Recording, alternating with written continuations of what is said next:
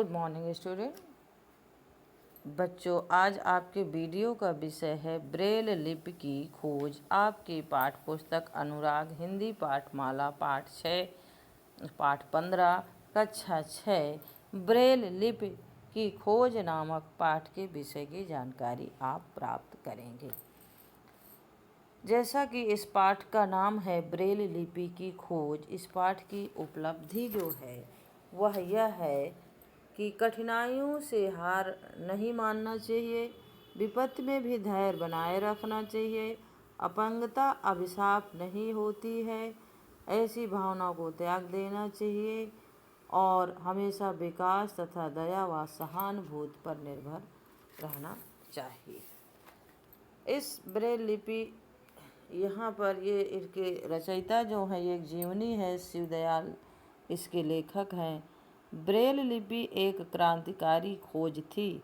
आज दुनिया भर के दृष्टिहीन इस लिपि पद्धति का लाभ उठा रहे हैं। इस लिपि की खोज लुई ब्रेल ने की थी, जो स्वयं में एक अंधे व्यक्ति थे और अंधे होने के बावजूद भी उनका मनोबल टूटा नहीं। उन्होंने दृष्टिहीनों के लिए एक कारगर लिपि पद्धति की खोज किया और उन्होंने स्वयं अपने को दृष्टिहीन शिष्यों को इसका प्रयोग सिखाया। शिक्षक के रूप में उन्होंने ब्रेल लिपि को दृष्टिहीन बच्चों के लिए समर्पित कर दिया। तो उनका जो मनोबल था, एक स्वयं दृष्टिहीन होते हुए भी जो दृष्टिहीनों के लिए उन्होंने दिशा निर्देश दिया, वो वाकई काबिले तारीफ था। उनके पिता का जो नाम था साइमन ब्रेल था और वो एक कारखाने में काम करते थे, चमड़े बनाने का काम करा करते थे उनके पिता। तो बचपन से लुई भी अपने पिता के साथ उनके काम में हाथ बटाता था। जैसे पिता इधर उधर होते तो वो उन औजारों को महसूस करता, छूता, स्पर्श करता। ऐसे ही एक दिन की घटना है कि उनके पिता चमड़ा से अपेक्षा से अधिक सख्त था और उन्हें कुछ औजारों की ज़रूरत महसूस हुई। तो पिता ने इसको जो है ब्रेल को यानी अपने बच्चे को छोड़कर सामान औजार लेने अंदर जैसे ही गए, तो पिता को काम पर लौटते देर होते देख लुई ने उनके चमड़े सीने वाला सुआ उठा लिया और चमड़े में छेद करने की कोशिश करने पर वह सुआ चमड़े के दबाव पर बनाते वक्त सुआ अचानक उनके हाथ से फिसला और लुई की एक आंख में धंस गया। वह दिन लुई के जीवन का सबसे खराब दिन था कि बच्चे की चीख सुनकर पिता दौड़े और बच्चे का हाल देखकर स्तब्ध रह गए।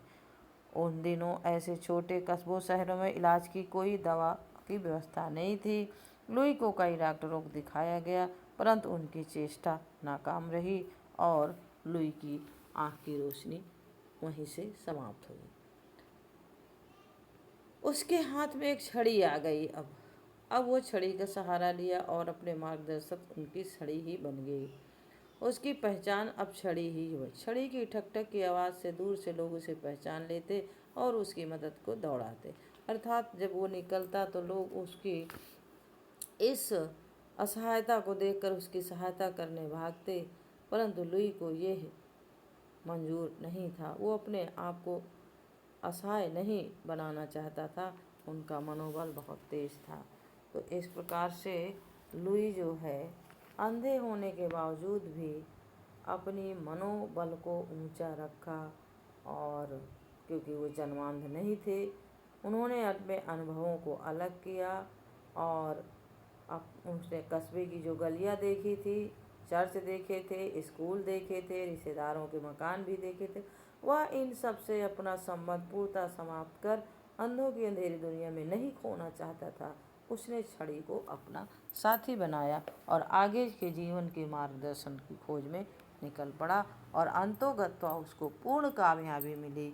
आज जो ये ब्रेल लिपि जो अंध यानी कि दृष्टिहीनों के लिए जो ब्रेल लिपि आज संसार में कारगर हो रही है, जिसके माध्यम से दृष्टिहीन भी पढ़ लिख कर बड़े बड़े नौकरियों के पद पर बैठे हुए हैं, ये आज उसी लुई की देन है।